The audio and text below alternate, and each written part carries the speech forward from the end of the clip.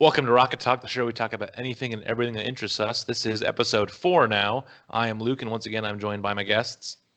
I'm Connor. I'm Johnny. Yep, so this is episode 4 after our episode 3 had to be split into two parts. We'll see if this one goes in 3 hours. I don't think that'll happen this time. But first, I want to talk to you guys about there's a game that came out on the PlayStation 4 about 2 weeks ago now, at the time of recording. It's called Dreams. It's made by a company called Media Molecule. They're owned by PlayStation. They made a previous game series called Little Big Planet, which is one of my favorite game series on the PlayStation. But basically, Dreams is a game creation studio, so to say. Think about Mario Maker or Minecraft or anything like that, but you can do anything you want. So in the game, there are people that have made user-generated Mario levels that based off Mario 64 or the original Super Mario Brothers. There's Donkey Kong, Banjo-Kazooie, Sonic, Tetris, Halo, Fallout. Players can fully form games with their own mechanics, assets, sculptures, music, art, and then they can share them, and people can even take it and remix it. So let's say all three of us had a PlayStation 4 and had the game.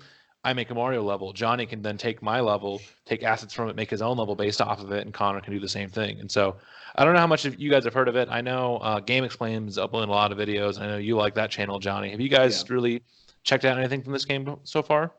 Yeah, I haven't dove deep into learning all about exactly how it works, but I've seen some videos of it, like you said, the Mario and the Donkey Kong stuff, and I saw a little bit of somebody remaking some stuff from the Simpsons. I believe it was Hit and Run. And so it was really interesting to see all of the stuff that they were able to make and how good it looked. Like I don't think it's like perfection, and it's definitely not like worthy of I would say like sell like a true game to sell. But the fact that it's made by fans and that you can bring out some elements of a game that you wish you'd seen, or things that just make it more special because it's a series that maybe that you loved or the creator loved. I just think that that's super cool, and I don't have a very creative side when it comes to this kind of creation. I also don't have the game, but I do really think that this is something that's going to I think it's something that's going to reinvent the wheel as far as video games go, because this is the biggest thing I've ever seen as far as game creation goes. I'm sure there's been some games in the past that have been like this, but this is the biggest I've ever seen it. Especially for a console. Yeah. Oh yeah. I did not watch that Game Explain video, but from what little we've been talking about from this fan-made games, we've already seen can be better than games made by studios. And I would say specifically Sonic on that one is the first and most obvious example I have of that. And this is just going to be a whole nother thing that's going to get more fans into fan-made games, and I see this as nothing but like more practice for people like that. And this is like you said, I'm not sure if there's been other games like this, but this is the biggest game that I've heard that is like of this caliber for this kind of genre. Can we call it that? Is game making making games genres? I get a creation system, I guess. Yeah. So what's crazy too about this is we've known about this game for a long time. So like I said, Media Molecule, the company who made it, they made a game called Little Big Planet, which was on the PlayStation 3, and then they ported the third game, which they didn't make, which Sumo Digital, who made the Mario and the Sonic and All Stars and Team Sonic Racing games, they made the third one, and then they ported it to the PlayStation 4. But Media Molecule, they made that, and it's a platformer that they put a big emphasis on e-generated content. Play, create, share is like kind of the tagline with it. But that's platformers, or like Mario Maker. You see a little bit of this on PC that people do with Gary's Mod and other creation studio stuff. But there still is a lot more restrictions. Like there's still a lot of mechanics I don't know about because I also don't know the game. But I've seen videos of people going in their music software and they've made music, and people haven't made just games. They've made their own music tracks on there. They've made just Short films. short films, or even just like still images. There's one you can go to. I know that it's pretty popular, that someone made just a plate of like breakfast food, and so it's really highly detailed, and you can just kind of move around the controller and zoom in and see the very high resolution bacon and eggs and coffee and orange juice and all that. So it looks like you're looking at a real stuff. So it's insane to see what happens from this. I'll probably be buying it on the PlayStation 4 soon. It's only $40, but it's nice to see it finally come out, because they announced this when they showed off the PlayStation 4. Like when they first announced the PlayStation 4 in 2013 in February. So 7 years ago, they showed off. They showed off a brief, and then it was so ambitious they had to keep delaying it. So originally the game was supposed to come out in 2016, and then it was delayed, and then delayed and delayed, and then last year it actually was available during early access. So it was a beta. You could buy it, and then you had some features that would change throughout the game. So that's part of the reason why there's so much now, even though the game's been out for only a month. But yeah, it's insane. Like I'm definitely excited to see if I can pick it up soon and see what all we have. But the crazy part too is, like, this has been one of the best performing PlayStation exclusives we've had in terms of critical scores. But Sony, I mean, they tweet about it, but like Sony's marketing has not been nearly as big as games like The Last of Us, God of War, Uncharted, and all the other big franchises. But I'm excited about this though.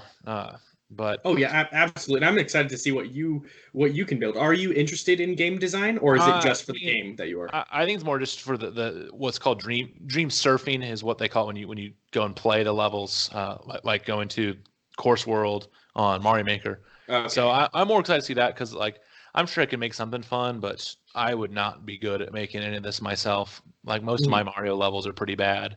My levels I made on Little Big Planet were also really bad too. I would just make like drag races or very, very basic platformers, because they did have Sonic costumes you could buy for Little Big Planet, and so I'd make like a couple Sonic levels, but it was nowhere near the scope of some of these, where people have made their own Sonic game that has mechanics, and they've even gotten down to where it, like, people, once you've played it, talk about how it feels close to these games. The physics aren't fully there because it'll take tweaking, but they can have a Mario game that feels almost like you're playing Mario. So like that's just insane. But yeah, and this, it makes you wonder if I know that game developers. I guess I have the most experience with Nintendo, but as far as Nintendo goes, they aren't super good at, like, they don't always hit the mark when it comes to giving players what they want.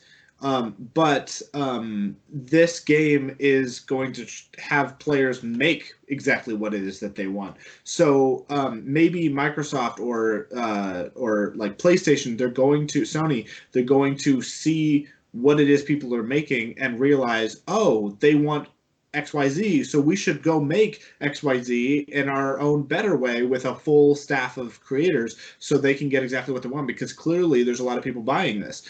And maybe they won't even notice, maybe they'll notice and not care, or maybe they'll be blinded by whatever reasons any company would have for not doing what the public wants.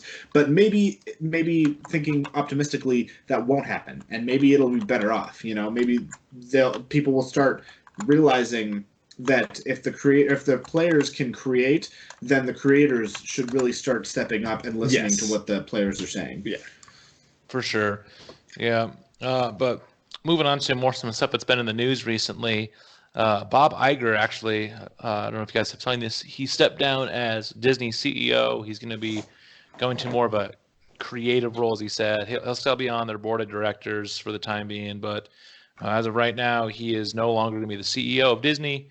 He said it's kind of perfect timing, because as Disney has evolved, and with Disney Plus now launching, they just finalized their purchase of 20th Century Fox. So you have all of that there. So now it can be time that they can transition. So what are you guys' overall thoughts on this? It's when I saw that, it was really shocking because I just was scrolling through my Facebook feed at work because that's what I get paid to do, and it was a shock to me. But reading the I'm reading a Polygon article. It's not as shocking when you really look into it because he's had some contract extensions. What is a little bit more surprising is that he just kind of stepped down in the middle of his second contract extension, but apparently he just wanted to. It was time, I guess, according to him. We don't have too many details according to this article, but he had been wanting out for a little bit. He wants to, like you said, he wants to focus on the creative side of the company instead of the management side. I'm not seeing any specifics on what he means by creative, but I mean, I the imagine. dude's 69, so like he's got better in age. Yeah, he was the CEO for a while. It's there's a lot of things that are evolve and change. I'm sure it's probably just he wants to kind of his last few years actually working. He wants to kind of coast a little bit. I mean, it's kind of weird that it was in the middle of February, but we are approaching the end of the quarter, which most fiscal years actually end at the end of the. This is the fourth quarter of the fiscal year, so the fiscal year is about to end for all these companies. So that way he can come out at the end of the fiscal year, and they can start the new year with a new CEO.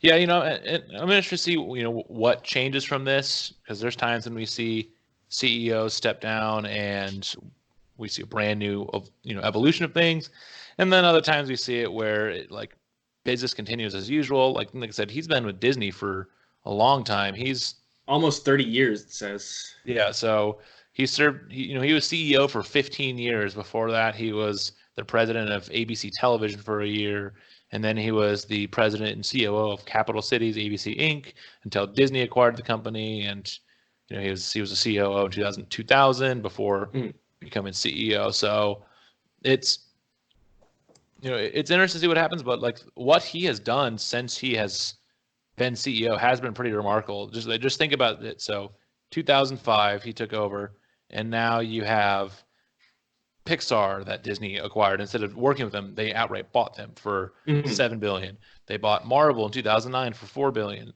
They bought Lucasfilm for $4.6 billion, and then they just got Fox last year for $71 billion. So on top of that, on top of all those, you also see all the expansions they've done with all the Disney parks and the reinvigoration of the animation studios. As with movies, think about how Frozen and how well that did, how well Wreck-It Ralph has done, all these movies that under his watch did. So he leaves on a good legacy, but it's interesting to see what the future will look like then for Disney. Exactly, especially since he's been so gargantuan in his impact on Disney. Apparently, Bob Chapek, I'm only ever reading it, is going to be taking his spot, and he's been with Disney for 27 years. So he's going to be taking over. Do you think that now that Disney is going to be focusing more aggressively on streaming, do you think Bob Chapek is going to be coming around and he's going to be kind of mirroring what Bob Iger has done, or are we not going to be seeing them any more expansion? They're going to cruise. We're going to see expansion. It's Disney. They're going to figure out something else to buy soon. I wouldn't be surprised, honestly, if we see Disney go out and buy another big company that everyone's like, whoa, really? Whether that's them buying one of the bigger video game companies or them buying someone big in the phone market. They're going to buy someone soon, and people are going to be like, wait, really? But it's going to be super smart, because then they're going to just like everything, like Disney. Disney has their hold on so many things when you incorporate all the stuff that Walt Disney Company owns. So Disney, with Disney Plus now, they own one of the biggest streaming services in the world. They own ESPN, so they own one of the biggest sports companies in the world. The Disney parks and all that. They have so many. If you look at the highest grossing films of all time, almost all of them are Disney films. Some of them are because they now own the rights. They now own the rights to Avatar, and they now own the rights to the original Star Wars stuff. But the fact is, you look at the top 10. This is the current top 10. Frozen 2 is 10. Fast and Furious 7 is 9. Avengers is 8. Lion King Remake is 7. Jurassic World is 6. Infinity War is 5. Force Awakens is 4. Titanic is 3. Avatar's 2. And Endgame is 1. So they have one. They have the number 1, the number 2, the number 4, 5, 7, 8, and 10. Shimony. Plus you go down, they also have Black Panther, Avengers, Age of Ultron, The Last Jedi, Frozen 1, Beauty and the Beast remake, Incredibles 2, Iron Man 3, all in the top 20. So that they have a huge amount of the movies, or there were, most of the highest grossing films last year were a Disney movie. Yeah.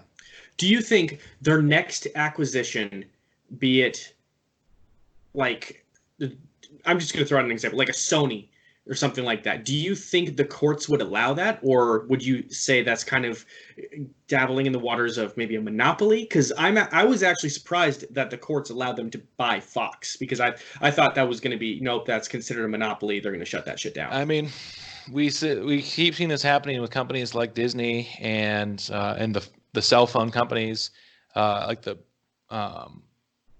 T-Mobile and Sprint are merging, and that was another one. So like, how did this go through? They're making Disney sell off some of the assets that they got with Fox, because buying Fox would have given Disney all of the Fox Sports networks as well, and which that would mean that they own almost every sport channel in the market. There's only a handful of ones that they would, outside of the NBC and CBS owned networks, because they would have. They would have a monopoly, but so Walt Disney doesn't have them, but they're going to be sold off. Which they were sold to Sinclair and to Yankee Global Enterprise and all that. So, Gotcha. We'll see it maybe, but I don't know. It's hard to tell, because every time you think that they're going to finally nail this down, and then they don't. Sure. And yeah, I mean, they're probably going to be very strategic about what they buy. Like you just said, they're going to buy some enormous conglomerate and just sell off what the useless stuff that they don't need. But that's, yeah. So this Disney thing, it was surprising, but once you read into it, Bob, he deserves to kind of cruise into retirement if he ever does plan on retiring. Because like you said, he's almost 70.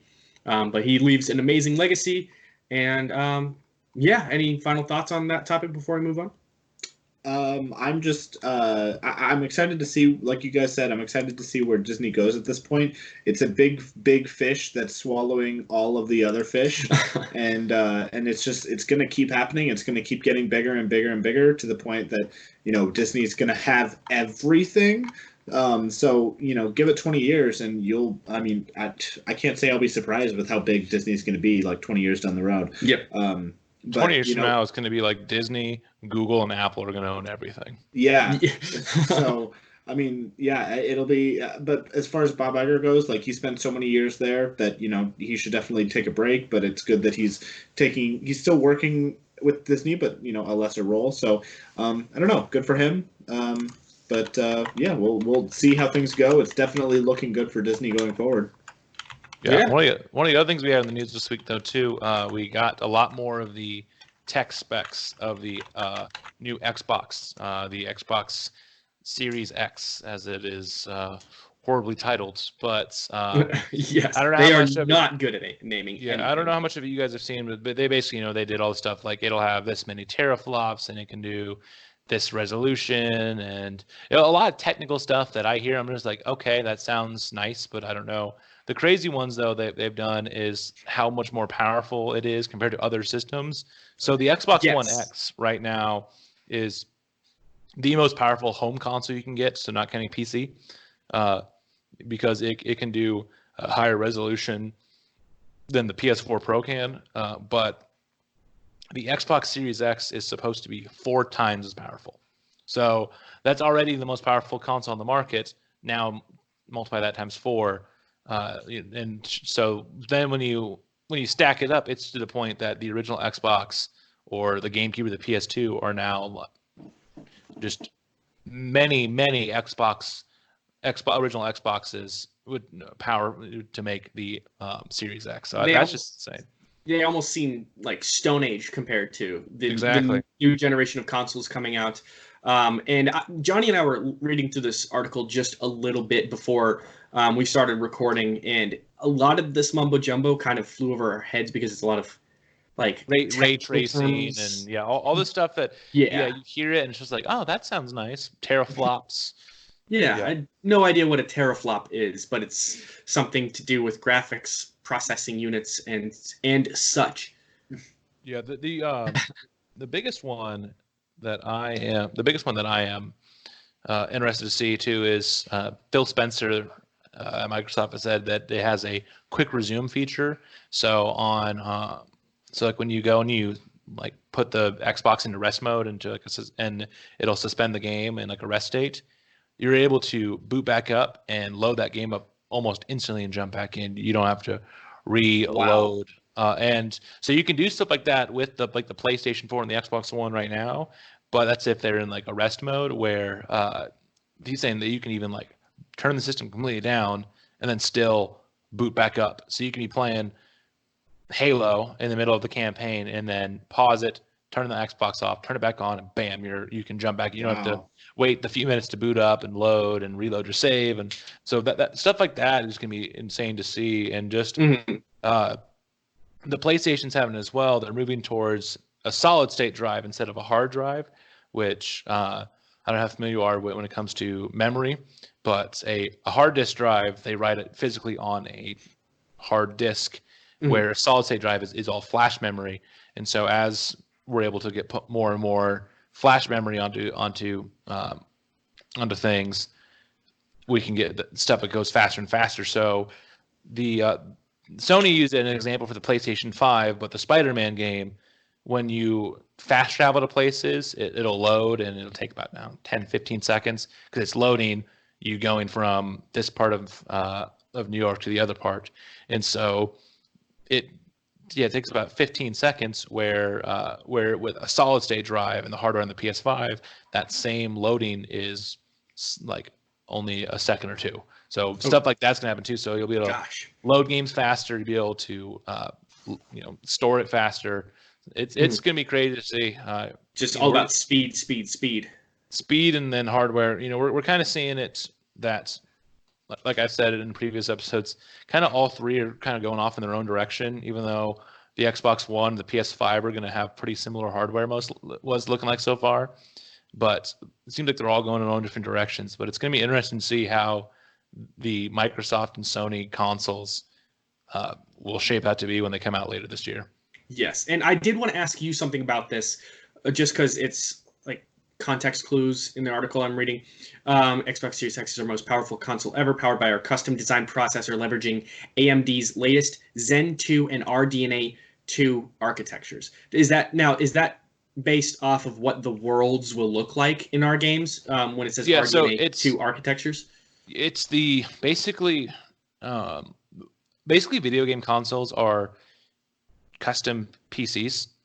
They're running on their Mhm. own custom firmware and all that, and so they're using uh, they're using different types of chips and cards and stuff on the processor that is more advanced, similar to what you can see on a high-end gaming PC with stuff. Like one of the biggest things that we're seeing in this new generation is what's called like ray tracing, which is which can give us very accurate looking lighting when it comes Mhm. to that. So it's I can't fully explain it because I don't know exactly how it works, but I just know that the technique makes lighting look even more realistic because you can still play and there's still some unrealistic looking lighting, and so we're getting to that point where they can have it to where the lighting can be even more authentic, and that because that's the thing we're getting to. We're getting to the point now that we're starting to peak in terms of like how real we can get something to look. It's Mhm. just more in terms of like it's just the fidelity, the resolution, because there's only so much more our eyes can physically make out. So we're getting to the point now where it's just getting things more perfected. So we can, Mhm. so then eventually a blade of grass will move exactly how it would in the real world with these mechanics. And a lot of this is going to be so undetectable to the human eye that it's not even really. Do you think eventually some of these specs, when it comes to the resolution of a picture, isn't even going to matter? Because I know there are some TVs that are trying to. They're saying, oh, we have 8K. Yeah. And I didn't even know that the human eye could detect the difference between 5 and 6K or anything like that. Yeah, we're getting to the point where it's gonna be like we're gonna hit a peak that outside of anything we would do, like to augment ourselves, like augmented reality and all that. There's not much else that we're gonna get in a few years besides just like it's gonna be about performance once we get to that point. But I'm interested to see. I know we're gonna get more stuff around E3 since Microsoft is still has at this point going to be at E3, even though Sony won't be. But around that time, that May, June time is probably when we'll get a lot about the new systems because they said holiday 2020, so both will be out probably late November. Is the Xbox Series X the confirmed name of it? Yes. Yes. So it's stupid. Yep. So what they're doing is they're wanting to. They're being weird about it, where the Series X is sort of the overarching name, and so while the console will be known as the Series X, technically the console. They're doing a bunch of stuff where they're like, it's the new Xbox, but it's not. Like they're being weird with the name on top of it having like a dumb weird name. Where like Sony's like, this is the PS5. It's the fifth PlayStation. Here it is. They've got it easy. Yeah. Because they didn't even want to go like Xbox One. They missed an opportunity to call it the Xbox 720, which I thought would have been a pretty cool name. But now it's like that's the Xbox One because it's number one in our hearts. Well, no, because the whole reason it was called Xbox One was because that was when they were really pushing the whole idea of it being one entertainment thing, because they were really pushing the extra stuff with the gaming, the like stream, the television, and that you can plug your television in and the Kinect. So they want to be like your one entertainment box. Where this one, it's so the hardware, like the hardware, is gonna be branded simply as Xbox with no subtitle on it, but it's they're being a really goofy about it, but we're most likely going to see the Series X, which is going to be the big behemoth, the computer tower console, and then we're going to see. There's been rumors of another one called codename Lockhart, which is going to be a lower end model. It's probably in between the Xbox One X and the Series X. So one that'll be cheaper, an easy one to buy into, that will not be that won't have 8K and as much of the ray tracing ability and all that, but still like pretty damn good.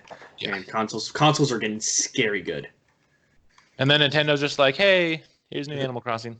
Yeah.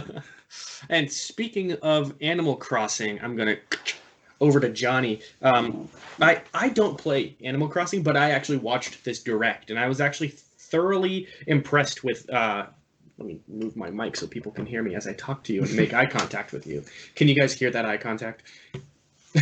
I was actually really impressed with that little island kind of getaway theme that they were going for. Yeah, so this will be the first time in the series that it'll be this kind of island getaway deal. Because before it's been, you're a character that is moving away from wherever you are and just going to a new town and starting over. One time you were the mayor, one time, it's been kind of like the same every time. And I'm not going to say that really the theme of it has changed, because the overall concept is not like Odyssey was to Mario or Breath of the Wild was to Zelda. It is keeping pretty much the same concept, just making it better. And I think that's really what people wanted.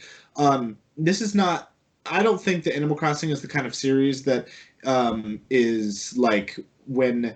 It's not one of those things where it's like, oh, we got to change things up to make it, to breathe new life into it. I don't believe that. I think I think a lot of people, a lot of Animal Crossing fans believe and agree that make it better, make improvements, but don't change the formula because the formula is working. But I think that this is very.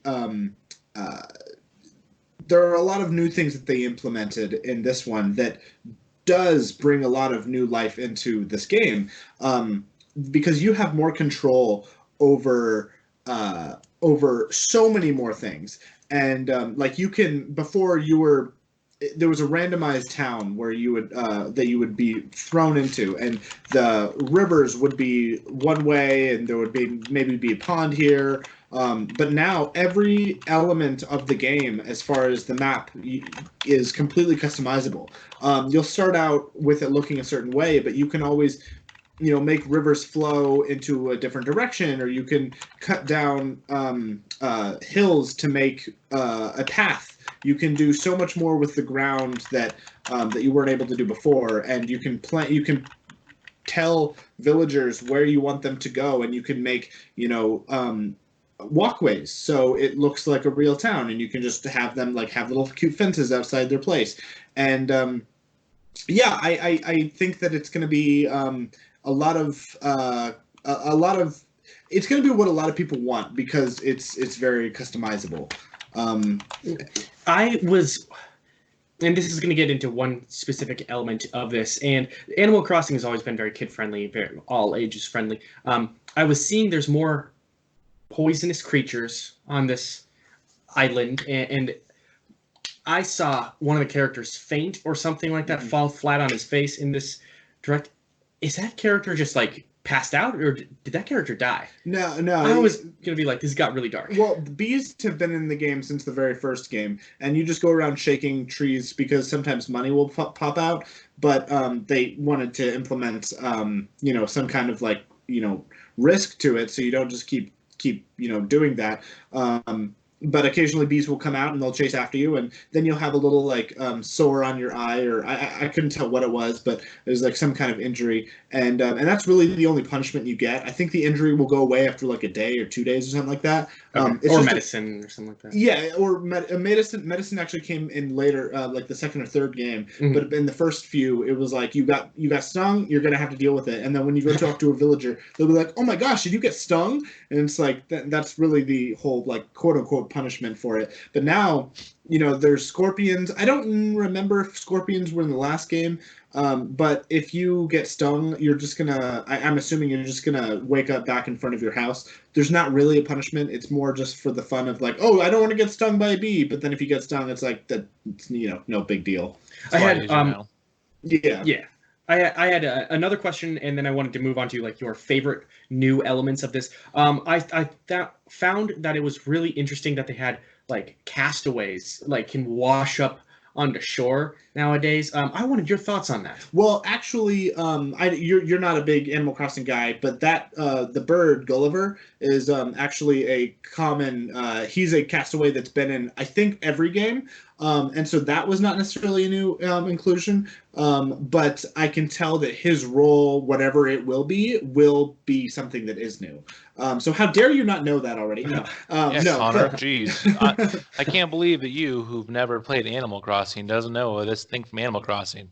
Yeah, how dare you not know that? No, but there's so little information about what he will actually provide for you that it's kind of interesting to think about. They have so many things that they said they weren't going to talk about, so it's that might be a new one. That might be something else. It's kind of go see what he wants, because he might have something for you, and they're not going to tell you what it is because he's going to do it, and it's a surprise. So cool. Nice little they're actually going to expand on his character and maybe turn that into a major part of the game. Yeah, he always he talks to you about places he's been and islands he's either traveled to or also drifted ashore onto, and then if you talk to him enough, he'll give you an item that a piece of furniture that's something unique that only you can get from him. You can't buy it in the store, you can't get it anywhere else. So yeah, fancy. Yeah, he just wants you to listen to his story, and it's he'll give you free stuff. He'll story. Furnish your apartment. Yeah, exactly. Yeah. So I did want to. You go ahead, Luke. Yeah, so I mean, I know you briefed on some of the new things that are in it, but what are some of the main things that are separating this from the other ones, besides the fact that it's an island and you have a little bit more freedom on how you make the island? I actually think that the customizability is one of the biggest changes from the past games. But the whole DIY thing where you can make your own furniture based on a catalog of pre-made furniture. That's something that's brand new, that's never been done before. I could be wrong, but I think the Animal Crossing Pocket Camp phone game that might have had some kind of similar aspect to it. I played it when it first came out for a few months, but then I stopped because I just lost interest. But I believe that the DIY thing is brand new to the series, and that's something that's cool because you know what you're getting, and rather than waiting for a particular furniture item to pop in the store or going to do nonstop deeds for your friends so they'll give you a furniture in return, hoping that what you get is exactly what you want, you can go and make it instead. You just have to gather the materials to do that, and that kind of helps to build. It helps with the more customizable aspect of the game, which is like this is your world. You can make it however you want. You know, you can have furniture outside of your home now, which is amazing. Like, if you want to be the kind of guy that has a couch on your lawn, you know, go ahead. You know, your new TV stacked on top of your old TV. Exactly. Yeah. Double-decker TVs. Yeah. Your mailbox spelled MALE. And BOCKS. Yeah, exactly. Yeah. It's kind of a vague question I've got, but hopefully that you can answer. Hopefully you'll know what I'm trying to get at. Are there elements of past Animal Crossing games that just completely disappear as the new ones come in, or do they basically keep everything the same and then expand? There are certain elements, like each one tries to be unique in some way, and I think that one thing that I would really love to see in the future. Well, the last console game that came out, last Animal Crossing console game that came out was City Folk, and that was on the Wii. Not Amiibo Festival? That doesn't count. But they've had the original on the GameCube, Wild World on the DS, City Folk on the Wii, and then they had New Leaf on the 3DS.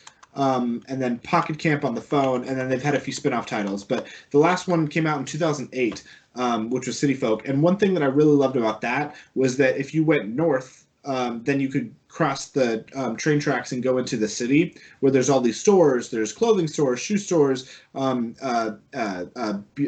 like a hairstylist so you can change your appearance. There's a comedy club. There's all these different things that you could go to. But I always wish that there was a little bit more. Like, it's one street. They called it a city, but it was a street. And like in the background, it looked like there was a lot more like of the city, but you couldn't get back there. It was just kind of like the scenery. And so that was not in Wild World.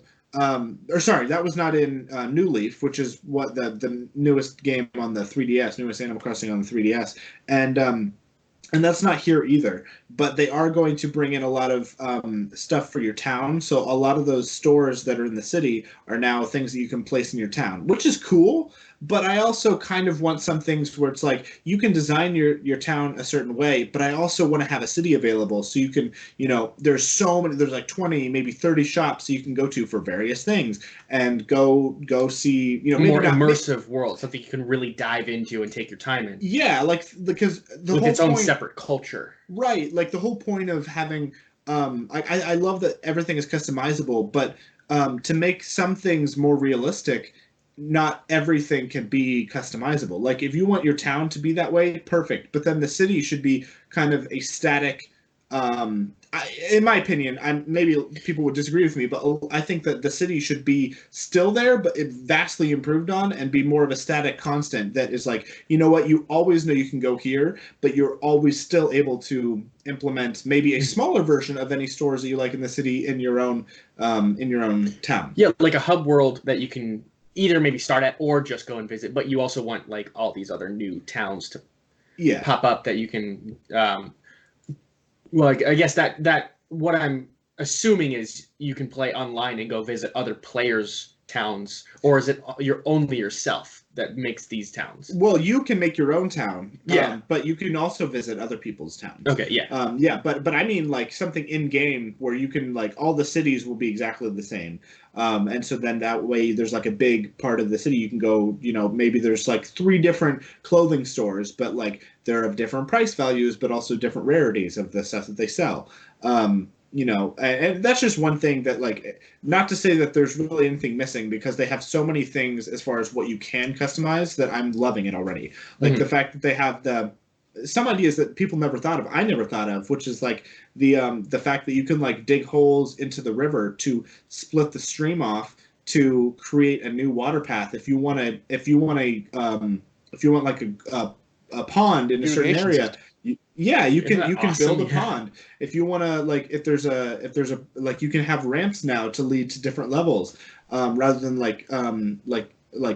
natural slopes that you just go down. But everything is customizable as far as like where the houses are, how the earth, like how the actual land works, and so I don't know. Isn't this the first one that you pick which hemisphere you're going to be into? Because they say that you can be in the northern, because I like the little bit I did know about all these was it is like a real time simulation type of game too, where it used the GameCube and the Wii's internal clock, so it knew if you were playing in December around Christmas, it would have more like holiday themed stuff. Where if you played it in the middle of October, it wouldn't have that. And so, yeah, because now you can pick the northern hemisphere since you live there. So when you get the game in March, it'll be springtime, and then when you play the game Christmas time, it'll be winter. And they did that, so like now it's now like the hemispheres are matched up, so you can play, depending on where in the world you live, the seasons will match up with that.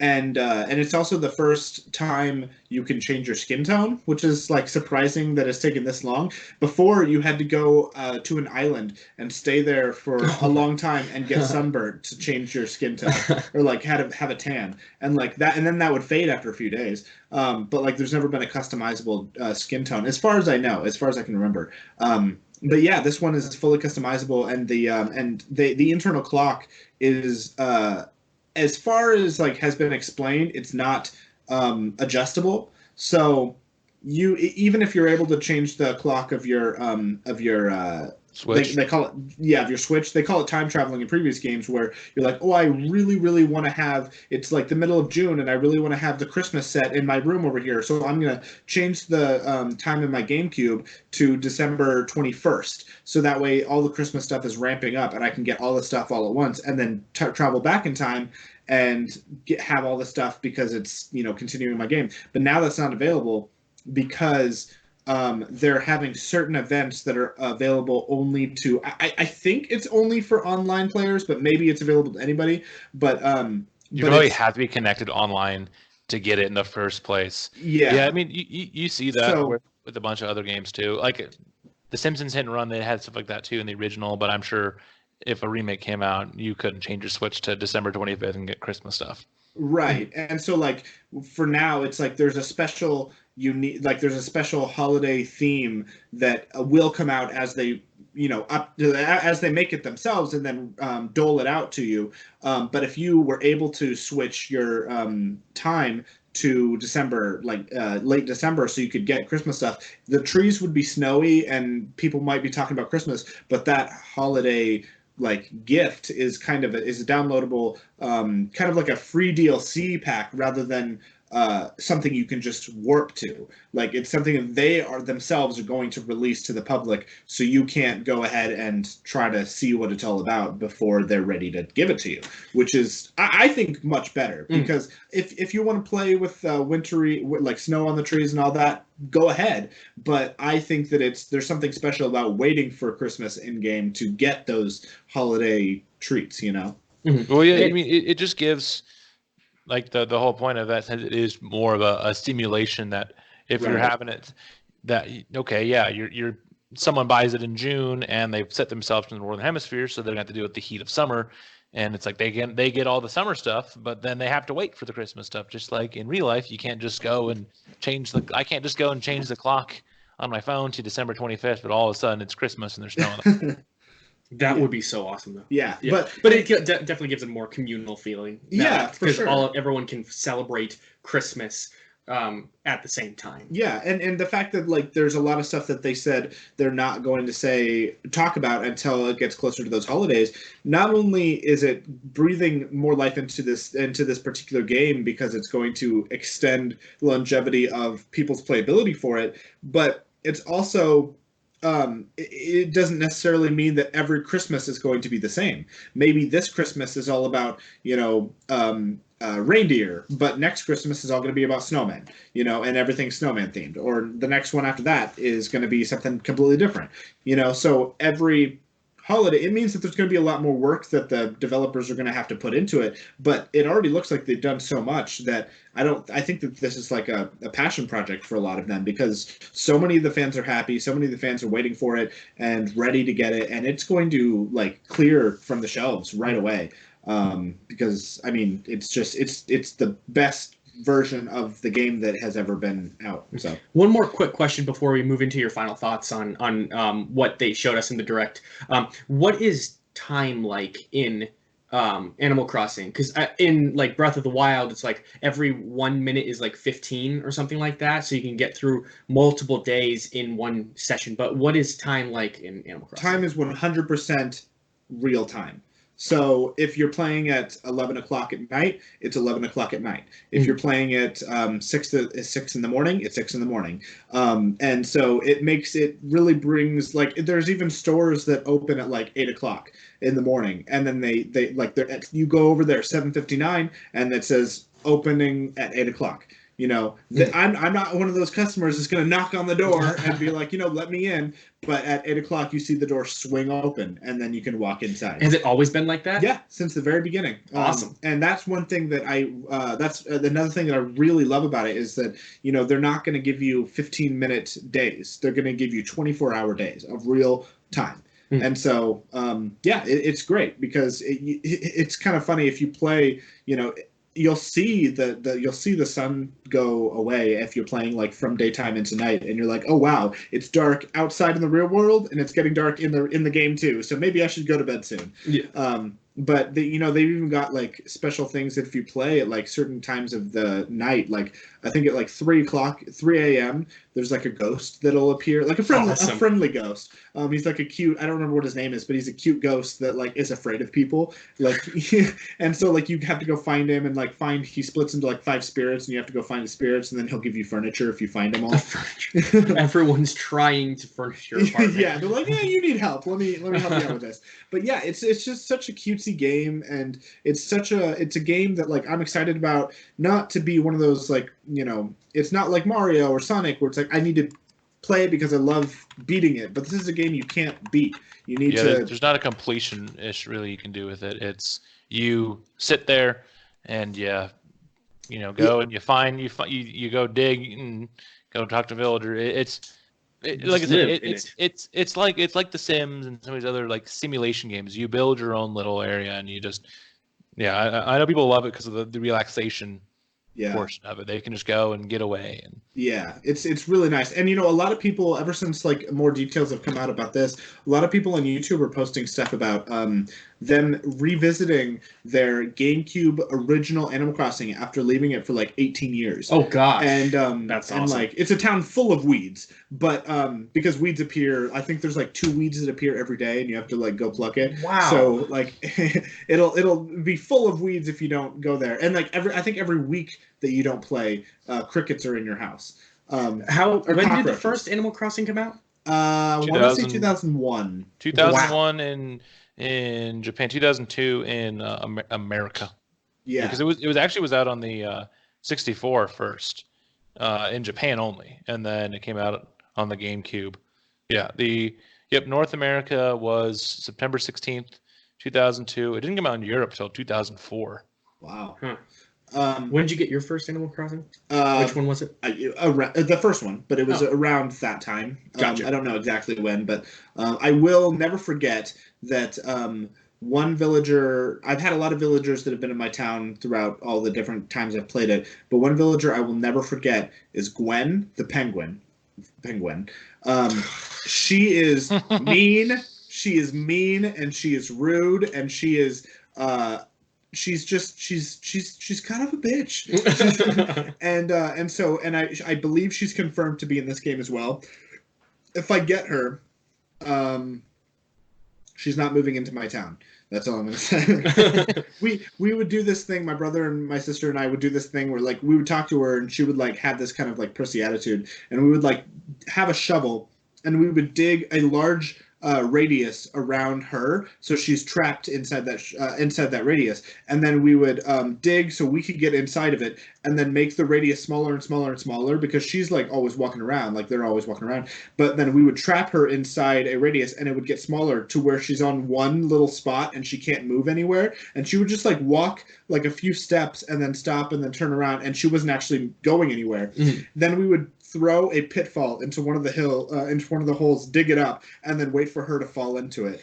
And then she has this like kind of look. And yeah, now that I'm saying it, maybe we were the jerks. But anyway, yeah, she was somebody that I will never forget because we all had a fun time messing with her. But we'd hit her with our nets. Before this turns murderous. Yeah, you're right. We should move on. But yeah, it was. I'm not an Animal Crossing player, but that did look fun. Yeah, it's I'm definitely gonna bring it over and you're gonna play it for a little bit. Bring it to my house. Yeah, I'll bring it to your house too, Luke, all the way where you live. To Atlanta. Yeah.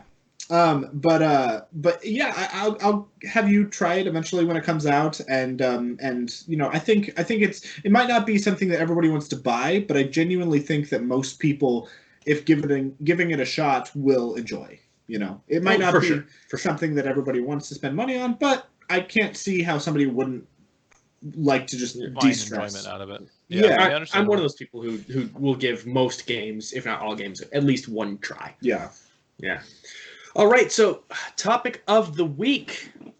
Mario, or Mario, or however you heathens say it. Yep, Mario Day is coming up, so we wanted to touch on some Mario-esque themes, a couple of points here. So I guess the first one is a really big controversy. It's actually not as big as we think, but it's because it's been settled. But it's Mario versus Mario.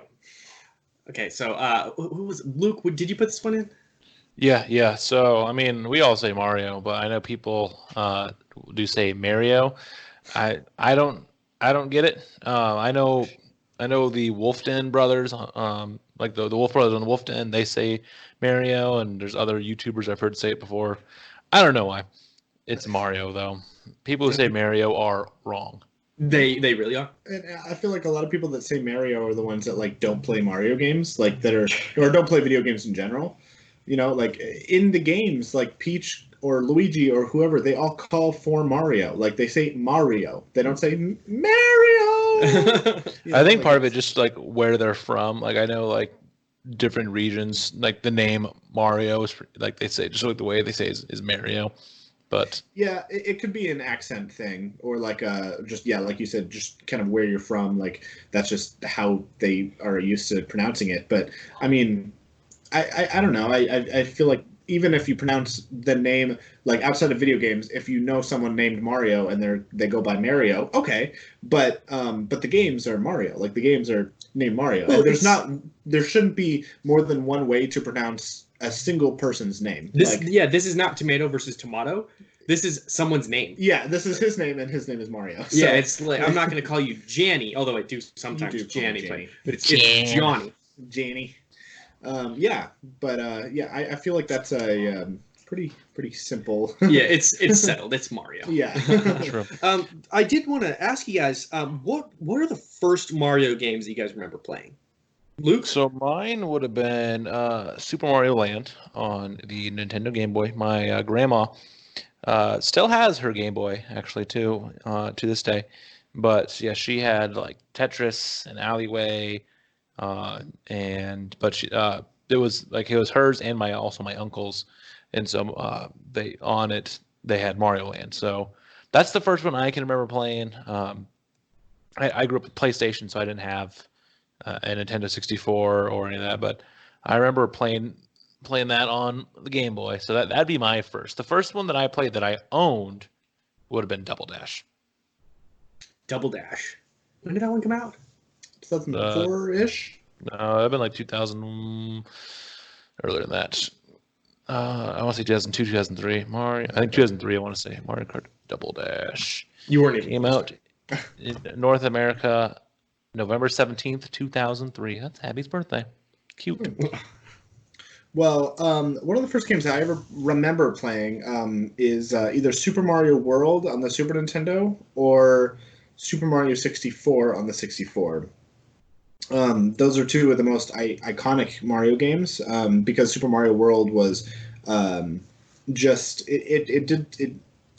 I feel like it did a really good job of shaking up what and creating what 2D side scroller games would become in a lot of ways, and then Super Mario 64 was the same way but with 3D platformers instead. So both of those games are very iconic as far as Mario games go, but also as far as their own genres. The 2D platformer or 3D platformer, like they're both like those are some of the biggest ones. So.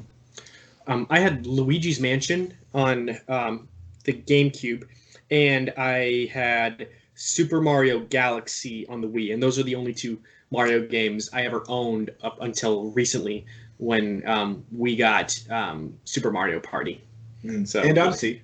And Odyssey, yes, yeah. we own Odyssey. I actually have not played my game of Super Mario Odyssey because I completed it with you. Oh. So I haven't really picked it up yet. But those were the only two Mario games I had growing up. Yeah, I didn't have much either. So yeah, I would have when I got my Game Boy Advance. Actually, no, I guess my Game Boy Advance would have been. I got that before we had the GameCube. So my first technically would have been the Mario Advance remake of Mario 3, which is basically an enhanced. It's a enhanced port of an enhanced port. It's a enhanced version of the All Stars version of Mario 3, which is an enhanced version. So Mario 3 and the original Mario Brothers on Game Boy Advance were the first ones that I owned.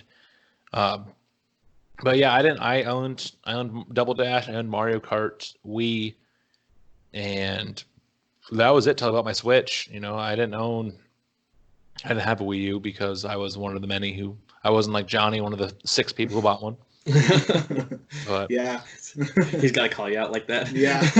Well, I mean, the fact that that Mario Kart 8 Deluxe has sold almost double the amount of Wii U sales, console sales, shows just how little it sold. But I didn't. Yeah.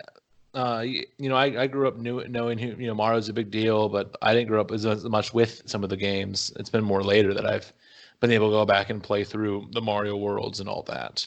Whether you've owned it or you've only played it, what's your favorite? So my favorite probably would be either Odyssey or Mario Maker 2, which are two that I own. But both of those are a lot of fun. Like I still play Mario Maker 2 a lot. Because there's just so many levels you can go through, and it's fun to see what everyone does. One of my favorites right now is people are putting these levels where they put a bunch of POW blocks and a bunch of power ups and just random things that all you do is you hit the POW block in the first time, and then you just ground pound all the way down, and like a bunch of crazy stuff like characters are all the enemies are dying, all the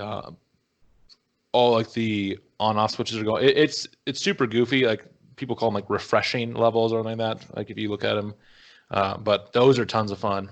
And then also, I do like the Mario Kart games a lot too. And the most recent one, Mario Kart 8 Deluxe, is probably my favorite out of all those. John? So I actually made a pretty extensive list varying from a lot of different games. But I'll just read them off real quick. Read them off and then go through a couple of them, or all of them, and just say why they're on your list. And I was going to ask Luke, but then I forgot. I can explain. I guess I'll explain why before Johnny goes in. Okay. So I mean, I actually kind of did with Mario Maker. There's just tons to do. If people have remade classic levels in it, people have remade classic levels in different styles. There's one that I found that someone remade World 1-1 in Mario 3D World style. So you have some of the mechanics of 3D World, but it's the same layout as the classic level that everyone has played to death before. And then Odyssey, it just was a lot of fun. It just it's one that I played a little bit of 64 and Sunshine, but I hadn't really done much of the 3D Mario. But all the ways they did with Cappy and some of the unique ways they did to get some of the moons was a lot of fun. So, and also too, the 8-bit Mario costume is awesome, and playing enough Balloon World to get it was worth it. So worth it. I'll go through my list. They're not in any particular order, they're just the order that I thought of them. But some of my favorites are starting with 3D World, Super Mario 3D World. It was on the Wii U, and as of now has yet to have a announcement for a port to the Switch. But everybody is pretty sure it's going to happen. That one's a really good one. What? That's like the only one that like isn't like know now that Tokyo Mirage Sessions is on, the only like first party games that are on there after besides like Mario is the Zelda 8 ports, and then like the ones that wouldn't work like Nintendo Land and all that.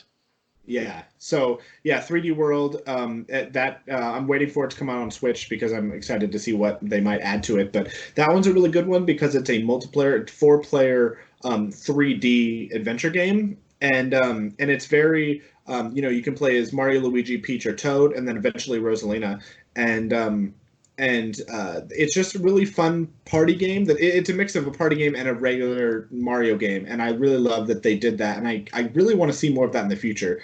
It's just kind of a fun, like, it's a good game to play by yourself, but I think that the best way to play it is with other people because it brings everybody together. Mario and Luigi Partners in Time. There's, I think, 5 games in the Mario and Luigi series. It's a hilarious series, but I think Partners in Time is my favorite, even though it's one of the least popular amongst all of the Mario and Luigi games. This one introduces Baby Mario and Baby Luigi, and so each of the 4 buttons, A, B, Y, and X, they're each Mario, Luigi, Baby Mario, or Baby Luigi, and so like you have to press certain buttons at certain times to like do certain things with each of the 4 of the guys, and the story is just so funny. Super Mario Sunshine is my favorite 3D Mario probably ever. I haven't played it in years, and so a lot of people disagree with me, but I'm hoping that it hasn't aged super well. I'm hoping it hasn't aged so much that like it's that it is better in my head than it actually is. But I'm going to go back and play it sometime. But yeah, it's a really relaxing game, and all of the worlds are like a vacation spot, but they're all still unique in some way. Paper Mario and Thousand Year Door is the best Paper Mario game. It's the best RPG Mario game that there is. If there is a Paper Mario game that's going to come onto the Switch, everybody is hoping that it's just as good or or brings back a lot of the elements that Paper Mario Thousand Year Door brought. Odyssey, obviously, same reasons that Luke said. It's a good game. It's a modern game. It's got the most stuff you can do. And then the Mario Party series, 2, 3, 5, 8, and the new Super Mario Party games are the best ones in my opinion. Super Mario World, like I said, that was one of the first games I ever played, so that has a soft spot in my heart.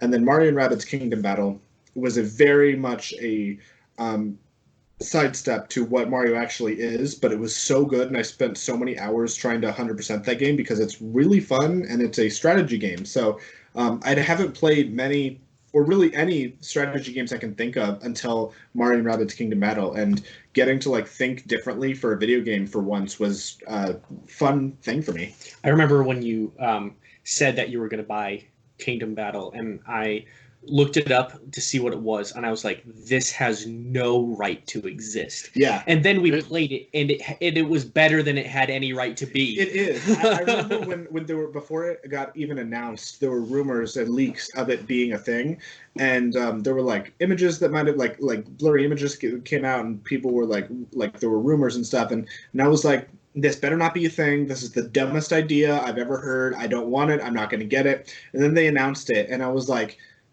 this is cool, but it's dumb.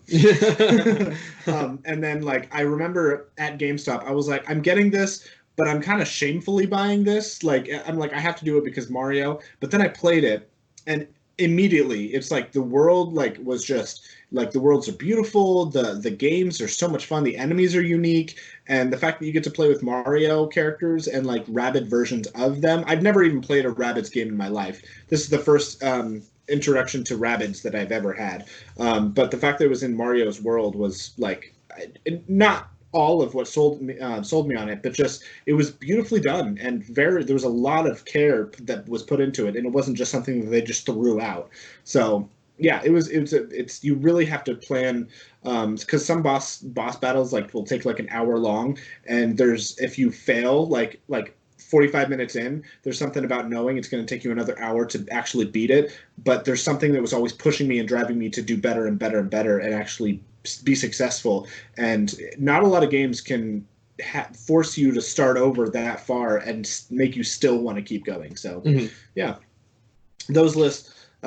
Super Mario 3D World, Mario and Luigi Partners in Time, Super Mario Sunshine, Paper Mario Thousand Year Door, Super Mario Odyssey, Mario Party 2, 3, 5, 8, and Super Mario Party, Super Mario World, and Mario and Rabbids Kingdom Battle are some of my favorite games. Some of the Which would be your favorite Mario Kart game? Probably Mario Kart 8 Deluxe. A lot of people love Double Dash, but I recently played it like a few months ago, and the turning and the controls just are not as slick as they are now. But I think Mario Kart 8 Deluxe is probably my best Mario Kart game because I've spent so many hours into that one. So I would say, yeah, probably that one. I think that's by far the best. They've got the most characters. There's a few characters I wish were in it, but as far as tracks go, they've got a lot of tracks. The music is great.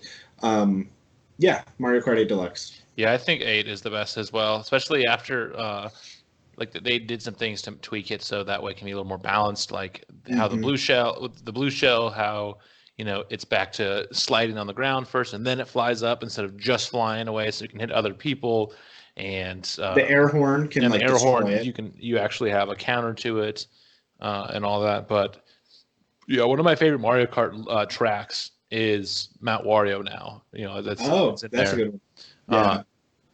I That, really like the ones that are not Mario themed. So like the Animal Crossing, the Zelda, all of the those Captain Falcon. Yeah. all of the non-Mario levels in Mario Kart 8 are like probably some of the best levels in the series. Yeah, like both F-Zero levels are so much fun. I love to play them a lot. Yeah. The one that's I think it's I can't remember if it's Big Blue, but the one that that is one. It's not a. They don't have laps. They have checkpoints. It's like Mount Wario. Yeah. The one, like, I love the races that are not like circular laps, but there's like it's one path and you're going down at checkpoints, and those are some of the best ones because there's a lot of there's like not a lot of time you have to get used to a certain area. Like you're like, oh, on the next lap I'll glide here, or I'll slide here and then get a boost. It's like, nope, you missed that point. You just got to keep going forward and you can't go back to it. So some of those that I think this is the first game they implemented that in, the checkpoint system rather than the laps, and I love that they did that.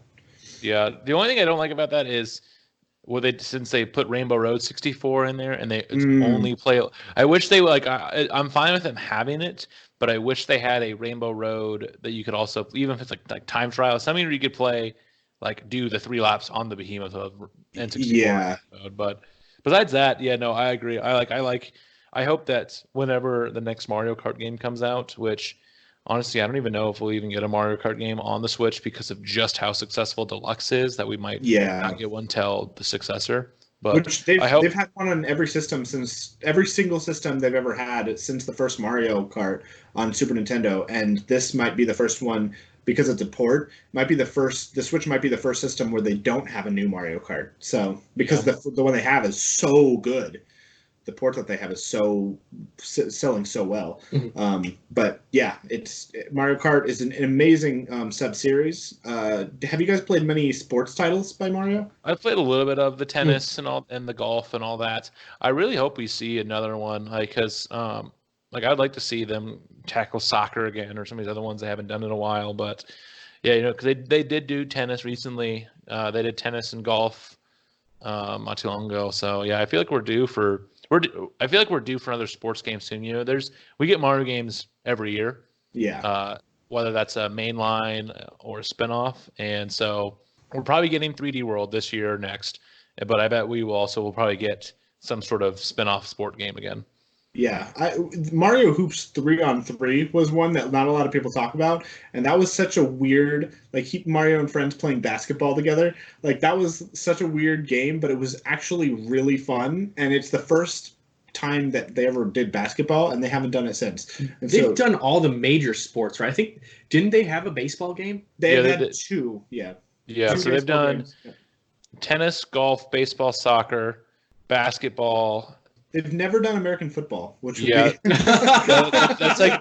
But there's like a video where someone made a like American football one on like I want to say on like Gary's Mod or something, and it looked awesome. And then there's the Mario and Sonic games, so they have also done all the Olympics. karate and skateboarding. There's a bunch of other ones they've done because of those as well. But yeah, and then they're also in the GameCube version of SSX on tour and NBA Street 3. You like so that's the funny one. So you can play NBA Street 3. You can play as like Mario and I think it's like Mario, Peach, and Luigi. Yeah, you can play as those, and then you have them going against like Magic Johnson and Larry Bird, and it's super goofy because they're also like their proportions are way off. So like you'll have to go look at videos of it at some point. It's so funny. That is awesome. Since we're kind of talking about the sub-series and stuff like that, I did kind of want to steer the conversation into Mario games that you would like to see happen, sequels coming out, and ideas you would have for it. Johnny, I'd like to start with you. What's a sequel you want to see, and what would you like to see in it? It's tough because I want to see, like, I think what Mario Odyssey brought was a lot of good things, but there's something about, like, I'm such a big fan of the Legend of Zelda series that Breath of the Wild did a lot, like, right, and so part of me wants to see a very, very massive Mario game.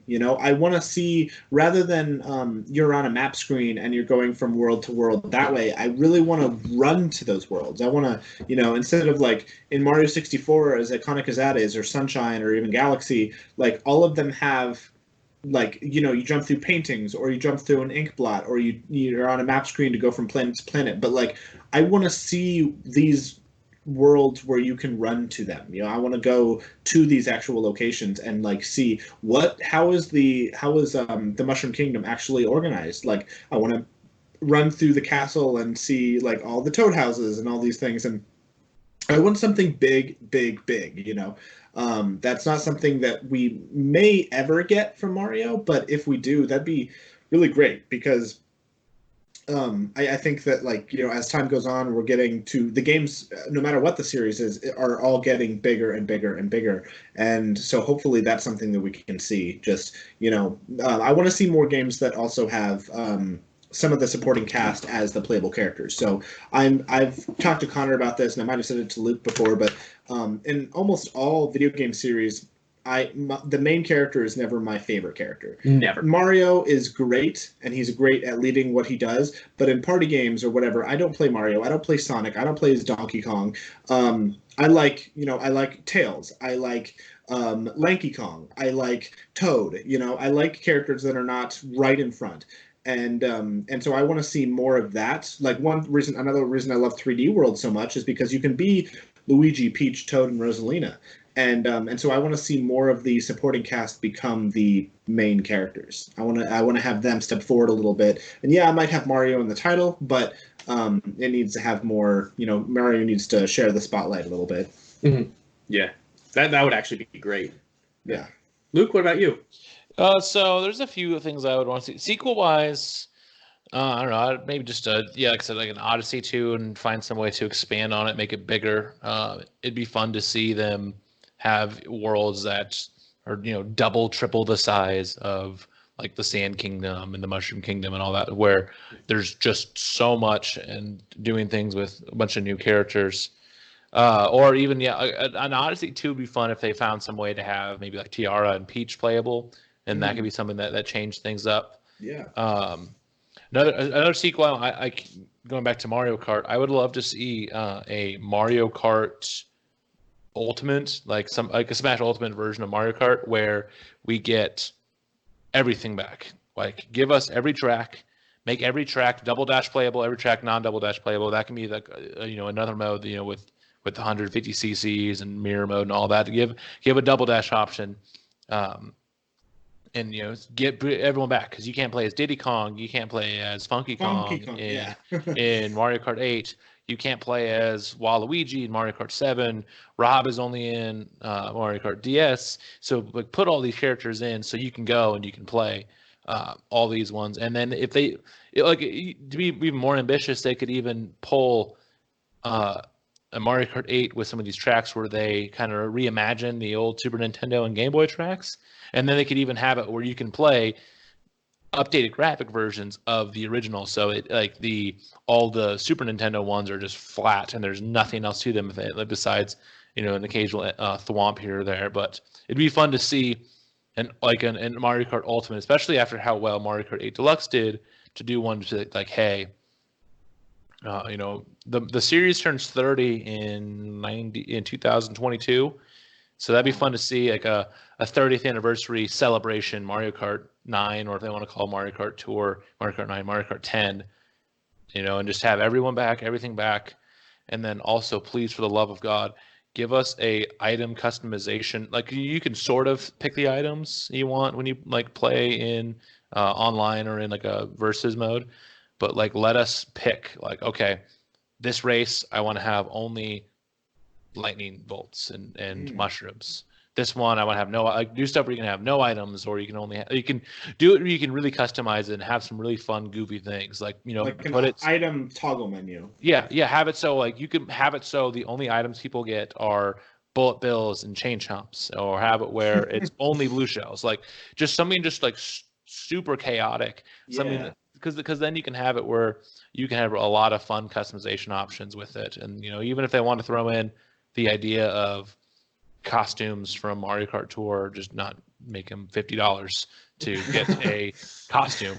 But yeah, I would love to see that. And then kind of a non-sequel, a new idea, one I really want is I want an actual Mario and Sonic crossover game that's not an Olympic game. I want it's something where Eggman and Bowser team up, and it's not some crappy, they trap themselves in an old video game console and have to collect gold medals like it is in the new Olympics game. Like something where you have crossover where you either have Mario running through Green Hill Zone, or you have Sonic in the Mushroom Kingdom, and they find some way to combine different gameplay elements. They could do a modern Sonic Boost formula, and then they could do, I don't know if they could do a 3D world style mechanic with Mario, something to where they can have it where it's these two different gameplay styles that can work too well together, but then actually have a crossover where you see stuff. And then we could see some goofy stuff like let Sonic get a fire flower, let Mario use the Chaos Emeralds. Like I was gonna say, that would be amazing. Yeah, like I can already imagine like a glowing yellow Mario, like with all the Chaos Emeralds, or a Sonic with a fire flower. That's like like that would be so cool. That's a brilliant idea. And it would just print so much money for Sega and Nintendo, because it can we've seen this crossovers and you can fight in Smash against each other, but we haven't seen an actual one where we see their worlds combine more than a party game. Because I haven't finished it, but I've been playing through the story that's on the new Mario Sonic at the Olympics, and it's just like Bowser makes a video game system and like they get trapped in there, and like but yeah, I want to see an actual one. Right. That would be amazing. That would be that is kind of the grand thing that I think would that I would be looking for, is something like that. That is definitely going past the line of thinking outside the box in terms of what Mario could do next that they haven't done before, and like mixing with Sonic and like all of the worlds coming together. Maybe you're trying to save Peach and Amy, Mm-hmm. that'd be great. So would they be subject to each other, to the physics of each other's worlds and have their own limitations, or would Sonic do Sonic things in Mario's world and Mario do Mario things in Sonic's world? I feel like it would almost have to be kind of a Mario and Mario things, because it's just stuff that like with how both of their their physics are. Like they would have to have a Sonic level that's based in the Mario world that has like loops and grind rails and all that. Because if it's just a flat level with a couple slopes and a couple like stairs and all that, like it wouldn't really work with Sonic's gameplay style. Imagine. Go ahead. Go ahead. And with Mario too. Like Mario can't go through a loop. So Imagine if Bowser and like you said, Bowser and Eggman, they team up together and they kidnap Mario and Sonic and they place them in the opposite world. And so Mario is in Green Hill Zone and Mario has to defeat Eggman. And Sonic is in the Mushroom Kingdom, and Sonic has to defeat Bowser. So that'd be really interesting, unique to like see not just like them in each other's worlds, but like now they're fighting each other's enemies too. So like it's twisting it around. So like Mario and Eggman interact with each other, and then Sonic and Bowser interact with each other, and like it would be great if we could have separate sections of the world where Mario is Mario in Sonic's world without Sonic there, but then also at some point Sonic is there so you can play with each other. So that way, because then they can do another reimagining of Green Hill Zone for the billionth time. But then they can do but they could do that, and they could do some ways where it's Green Hill Zone and it's set up like a Sonic level, but then they can throw in some Mario elements like, oh, all of a sudden now you're in Green Hill Zone, there's a Goomba there, or or they can do fun stuff with Eggman and his whole like roboticizing things. Eggman could make a robot version of Mario or Bowser or Yoshi or a character in the like Metal Sonic and Metal Knuckles. Metal Mario. Well, there already is a technically. But like like a Mecha Mario. Something where he's like Metal Sonic, and so then he has. Like he could have like a built, like he can automatically have like a flamethrower hands or something that like would simulate Fire Mario, or has like a jetpack so he can fly, all that. It'd just be fun to see what they could do, because they could really do a lot of fun stuff trying to find ways to incorporate the different powers they each have with their power-ups and all the old shields in the old Sonic games. They could revisit. There could be some old levels they revisit besides Green Hill Zone and Mushroom Kingdom. They could bring levels from from Mario World and from the other classic Sonic games, or even more modern stuff. They could bring in like stuff from Mario 64 and the adventure titles and all that. So that would be a ton of fun. Imagine if there was a like Wario and Waluigi are like the antithesis of Mario and Luigi, but imagine if there was a Wario equivalent to Sonic. Like instead of super fat, like a fat, greedy Sonic that's out there trying to like take down Sonic. Like that would be something that would be so like perfect for a world like this. Yeah, that is something that I would like. That's dream material. Like I would love to see. So what's an S flipped upside down? It's nothing. Another S. It's just it's Sonic, but we know it's backwards. But yeah, that would be something fun to see, where it's. Because there's so much they can go off of, and both series, are approaching some big milestones. Like Sonic will be 30 in a year, and the original Super Mario Brothers this year is 35. So like these are all coming up on big milestones, and so it'd be cool to see them kind of honor that with some like a crossover game finally. It would be. I feel like so many fans are calling for this anyway. So it would be perfect and also about time. Yeah, for sure. Is there any games you'd want to see, Connor? I mean, I know you agree that you'd like to see stuff like this, but is there anything you can really think of too? I know you haven't played as much Mario games yourself, but if you could get anything. It would be to satisfy the baseball fan in me. I would love to see a very, very immersive Mario baseball game that has a lot of more strategy involved with it. So not only can you select your pitches and stuff like that, but it'll also have like fun stuff like fire swing and stuff like that. I'd also like to have a little bit more like manager strategy, so I could play a little bit more of the manager position. Like I would love for them to have like real rules in it, like the infield fly rule. And if I wanted to just like really dive myself in, have there be like, I mean, I don't know if it'd be realistic to have 30 plus teams in it. It would be great to have, as many as possible, so we can get entire seasons and stuff like that out of it, and have like a big World Series and stuff like that. So that would be my ask for it. Well, what would be cool is, I mean, they have sorted in a couple of times, but doing some of these sport games and then actually having like real world strategy. Yeah, no, I'm saying like actually having like the real world teams there, like doing a Mario baseball game where you can make your Mario teams, but then you can also go against the Yankees. And so That would be awesome. Just kind of go like just kind of with a crossover. That'd be another fun thing they could do.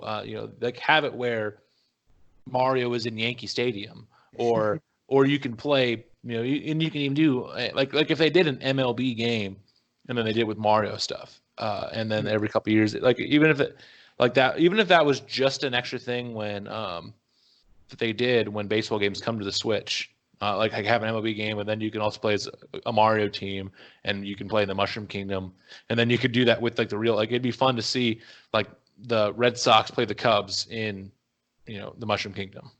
That would be amazing. It'd be so awesome to just be like, to have like your team there. Let's say it's like the Chicago Cubs, and you see Chris Bryant there, and you look over and Mario is like sitting next to him, or Waluigi is like the manager or something like that. It would be so fun. It would be great to see, because I mean Mario's had like real humans in the game, like specifically with Odyssey. It would be great to see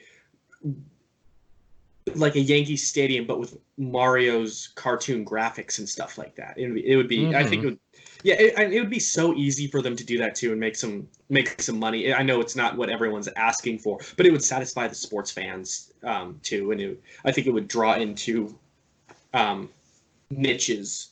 It would be great to have that.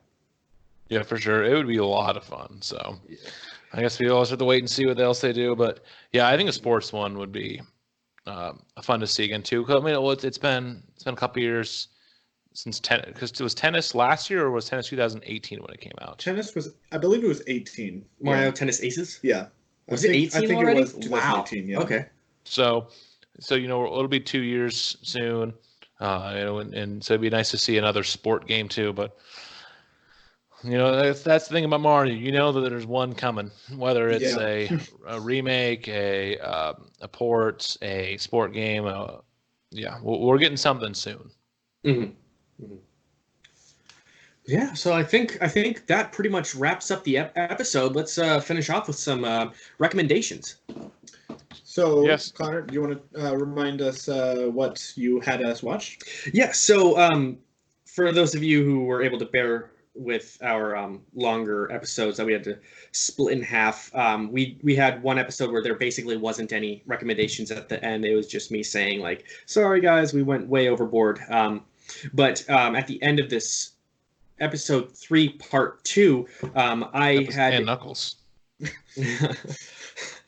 I had recommended a couple of YouTube videos that kind of explained the world of audio in movies and in video games. So I had See with Your Ears, Spielberg and Sound Design by Nerdwriter1, and then also Invisible, Sound Design and Breath of the Wild by Scruffy. And for Nerdwriter1 and Scruffy, these are the only videos I've ever seen by these two. I think since I am an audio guy, I just wanted to share the world with you guys. Fun fact, See with Your Ears, the Spielberg and Sound Design one, is the very first recommendation I made with Nerdmageddon. So, yeah. So, what did you guys think? So I think go ahead, Luke. So yeah, I mean, that is always, I think, an underrated thing that people don't realize is just like how important sound design can be in something like a TV show, music, movies, just because there's so many things you can get, like how in the Spielberg video, how it would explain like with the use of the ambient sounds, like you got an idea of what was going on in the scene. It'd be one that you could close your eyes and you could figure out some of the things that were going on, where if they just had a score behind it or they didn't focus on certain ambient music, you wouldn't know what was going on as well as you did. And and kind of the same too with cues that you get, when you have certain cues in games, certain parts, it can mean different things. So it was, as someone who also understands a little bit of the audio design and all that too, it was really cool to see. I had watched that episode, or that video again to keep myself refreshed on it for since I wanted to recommend it to you guys, and it reminded me about perspective of where our main character is. So you start the scene off with this particular Spielberg movie, and it's in that little busy intersection, but the main characters are in a car. So you have the outdoor ambience of everyone, and it's like overall just like chatter, and then some cars flying by. But then all of a sudden you hear, without actually seeing the main characters, the character, and it sounds like they're trapped in the car. Not trapped, but it's the audio is captured in the car, so it immediately gives the viewer or listener perspective. And I had forgotten about that. Mm-hmm. Yeah, the one about the movie, the what was it? See with your ears. Is that what it was called? See with your ears. See with your ears. Yeah, that one is really interesting because, like Luke said, it shows how little, like maybe how little sound gets noticed, but still how important it is to have it in there. And it's little things that you can add that really change a scene completely, or how a movie can change. Even if you can't see what's going on, you can still hear and imagine in your head just from the sounds alone, and that's really cool. That's something really cool. And then as far as the Breath of the Wild the video that you wanted us to watch, that was really cool because it showed how different sounds, how much work they put into different sounds depending on where certain things were. Like the fire crackling, like it might, it's certain, it'll sound different depending on, how much is burning, or like things that might, I could be mixing elevation as well. Yeah. The different footsteps, like this one's a little more obvious, but like your footsteps will sound one way in the snow than they will in the sand or on the grass. Like that one is one that like is pretty common, I think, in a lot of video games, but there's a lot of different things that like are just so they put so much work, so many details into making sure that not every sound from a certain item is going to have the same effect regardless. Like the where it's located is important. What happens around it is important. Well, they even go ahead. I said they even recorded like the stuff when they're carrying items instead of just turning the volume down, and so instead of it like when he's full of items, it's clunk clunk clunk clunk, and then they just like set the volume to 20%. They went and re-recorded the items of them holding items like and try to be quieter. So when you have the stealth items on, it's gonna be different. Like another one that kind of going off of that idea is you even see that in games like the newer Call of Duties, where they'll go and they'll record the shots of the gun in a hollow place outside. They'll do stuff so then it sounds like if you're shooting a gun in a building, there's a lot more that it's bouncing off the walls. Where if you do it outside, there's not as much sound that can bounce off. And it's just like little things like that can go unnoticed. Is like it's crazy. Yeah. One thing I thought you guys might appreciate, with Johnny specifically, because I know you're a big fan of the Legend of Zelda music. You listen to it all the time. With Breath of the Wild, depending on where he's at, that area has its theme. Like so when you're in the grassy plains and stuff like that, it has that bum, bum, bum, kind of theme. But when you travel from place to place, you're leaving like the desert and you're going back into like the plains or something like that. The music stays in time. You'll have that just the briefest, just the most brief pause, or maybe it's a little bit longer, but whatever it takes to keep that music in tempo, it'll put that little pause there so that it still flows seamlessly. And I thought that was incredible because of, I guess, the code you would have to write for it to work in this game, since it's one world. You're not traveling from world to world, and you don't get that loading time. Yeah, like that is really cool because I think of Ocarina of Time, for example, where like if you're going from Hyrule Field to Kakariko Village, there's a you walk up the stairs, there's a black screen, and then the screen opens up and you're in Kakariko Village. The music is different, the sounds are different, and everything's there. But if you're going to Kakariko Village in Breath of the Wild, there's no loading screen. There's just you're walking from one place to a town like you would anywhere in the real world, and like the music is going to change, but like you said, it fades out and fades back into where you're going, but the world itself is like there's no border from like when you're officially in the new town or when you're officially leaving town. So it's really interesting to see how much work they must have put in to match like the Hyrule theme to sync in with every single other location in the world that is right outside of or within Hyrule Field, because like that's just such a cool like way to like slowly phase in and phase out of certain music, just like you do in all of Hyrule. And they would have like, because there would be pitch differences, like whatever octave each song is in, they would have like a little corrective. If you're really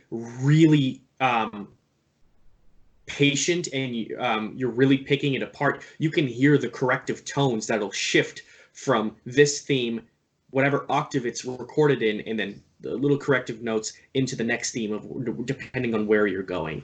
And I just, that blew my mind when Scruffy, I think is the guy, pointed that out. Yeah, overall, definitely a really interesting take on information you can get as far as how, not only how much do you think about, or how much do the creators think about the sounds that would go into movies, but also how much extra work there is into these movies or video games that fire is not always going to sound the same, or footsteps not always going to sound the same, weapons carried are not always going to sound the same. Like all the work that they put into it and all the thoughts that are put into it are just immense, and things that you as a player or viewer may not notice, but the fact that like sound is there at all makes all the difference when it's not there. Exactly. I would give this this recommendation with these two videos, I'd give it a I'll say 4 crackling fires out of 5. No. Oh. Out of 5. Yeah. Yeah, nice. So I would give it 6 child footsteps out of 6. All right. 6 out of 6. All right. Unique. That's high praise right there. It's very specifically high praise. It was very nerdy, so Yes, that was fun. But yeah, so since Connor gave his recommendation, that means this week it is Johnny's turn again to give us something. Last time was Pokemon. So what do you got this time? We got another game, we got a show, we got a movie. What is it? So I was torn between a few things, but I think I'm going to stick with another game demo. And since it is Mario Week, I'm not able to go with any Mario demos because I'm not sure how many or if any are available. But I will say that Mario has inspired so many other big names and new creators into making more 3D platformers. And so the game that I'm going to have you guys play the demo for is called New Super Lucky's Tale on Switch. You can find the demo the same way you found the Pokemon demo a few weeks ago. And it's about a squirrel named Lucky, and he is trapped into, he's like pulled into this book, and he this magical book where all these like bad guys are, and they're taking over the story, and so he's trying to make his way out by defeating all of them in the different chapters within the book. And it's a really cute, it's like one of the cutest games you could find. It's just like this the main character himself, he has like so much emotion in his face when he's talking to people, and you go around and you can burrow underground, and you can do your typical 3D platformer moves like jump, attack. You're collecting things. You're collecting the lucky letters, LUCKY. You're collecting coins like normal. It's a cute game. It's your standard 3D Mario-esque video game, and the demo will have the very first level available, and it'll take 10 minutes if you power through, 20 minutes if you take your time and try to collect everything. So all right. Also, another thing too, so if you want to play that and you forget to play it and you're at Target, I know the Target, at least by my apartment, their Switch demos has that game too. So if you either don't have much space in your Switch, or you forget about it till you're out getting some new things, I know you can play them there too. But yeah, I've heard of it. I agree. Just from like the look of it, like from briefly seeing stuff, Lucky is like a cute little design for a character as well. And so I called him a squirrel. He's actually a fox. So I'm thinking about it now. I'm like, oh, when I said that, I was like, is he a squirrel? And now I'm like, no, I'm very wrong. He's a fox. Yeah, because I did know it did come out on the PlayStation or no, the PlayStation, the PC and and Windows a few years ago. Because it's another Microsoft Studios game that they shared with Nintendo. Yeah, originally it came out and it was called Lucky's Tale. And then it was a I believe it was a not a VR I think it was a VR game where like you have your VR headset and you can see like your eyes are the camera, and so it's still not top down, but like you can still see behind the shoulder. And then I believe, if I'm correct, they released it from Lucky's Tale. They put it on Xbox and PlayStation called New Lucky's Tale, or no, sorry, Super Lucky's Tale. And then they released it on Switch recently, a few months ago, called New Super Lucky's Tale. So it went from Lucky's Tale to Super Lucky's Tale to New Super Lucky's Tale. But it's all essentially the same game, just revamped, and maybe with this version, there's a few things added. I played the demo, loved it so much that I went and bought the game. I haven't beaten it yet, but the game I've beaten like 2 of the 6 worlds, and it's very fun. So fun. I'm looking forward to it. Yeah, I'll definitely have to try it out and then let you guys know. So that will wrap up episode 4 of Rocket Talk. Be sure to make sure you like and subscribe to YouTube or follow us on the many podcast servers we're on. Let's do a quick update too. We are now on, I want to say, 8 platforms now, so you can hear us all around the world, all around the different things. So you can now hear us on YouTube, Anchor, Spotify, Apple Podcasts, Breaker, Google Podcasts, Overcast, Pocket Cast, and Radio Public. So lots of ways to hear us. Anywhere you can hear You podcasts. have literally no excuses. Yeah, unless you haven't heard of us, then Matt, that's an excuse. But as always, too, if there's other things you want to hear us talk about, be sure to comment on our YouTube videos or anything like that. Just let us know so we can make sure you talk about any topics you guys want to see as well. So we will see you guys next time. Bye. Bye.